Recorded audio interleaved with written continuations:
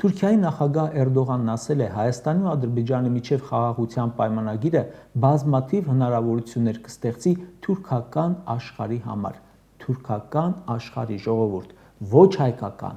ոչ եվրոպական, ոչ անգամ կովկասյան, թուրքական աշխարհի համար բազմաթիվ հնարավորություններ է բացելու այդ Ղազագիրը, որը սրանք չգիտես ինչու անվանում են խաղաղության պայմանագիր։ Դուք սրա վտանգը պատկերացնում եք։ Հիմա դա ով կարող է զսպել, Նիկոլը թե Մակրոնը։ Հայաստան է այցելել Ռուսաստանի Դաշնության արտաքին գործերի նախարարը ու ասում է, Ռուսաստանի համար թանկ են Հայաստանի հետ դաշնակցային հարաբերությունները, մեր ժողովուրդների միջև խորը կապերը, մենք պատրաստ ենք ամեն կերպ աջակցել Հայաստանի Հանրապետության պաշտպանությանը, ինքնիշխանությանն ու տարածքային ամբողջականության ապահովմանը։ Նորմալ իշխանության պարագայում հենց այս կետից կսկսեին հարաբերությունների վերականգնումը, բայց սրանք կանեն, չէ՞ որ դա հակասում է Էրդողանի ու Ալիևի առաջ ստանձնած պարտավորություններին։ Արարատ Միրզոյանի եւ Լավրովի մամուլի ասուլիսում դարձյալ վերադառնում են ամենազգայուն կետին։